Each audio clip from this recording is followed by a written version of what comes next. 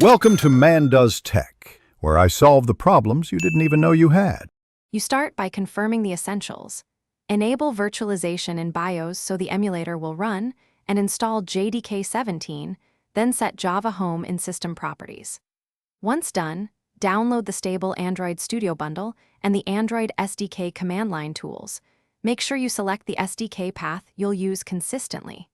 You'll save time by keeping installer defaults where sensible, but pick a short SDK path with no spaces. This prevents path issues later when Gradle or the emulator looks up files. You run the Android Studio installer and accept the bundled SDK and emulator components. This installs Gradle and essential tools automatically.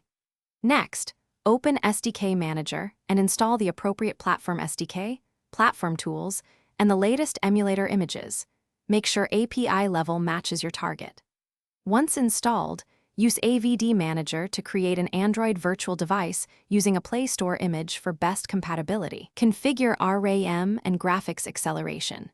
If hardware acceleration you finish by creating a new project and running it on the AVD to confirm everything works. Watch Logcat and the Run console for immediate issues. If the emulator won't start, try toggling Windows Hypervisor platform in Windows Features or installing Intel Haxum, then reboot. This resolves most acceleration conflicts. Finally, keep SDK tools updated via SDK Manager, and if Gradle build errors continue, clear the Gradle cache and restart Android Studio. This often fixes corrupted dependencies or stale build artifacts.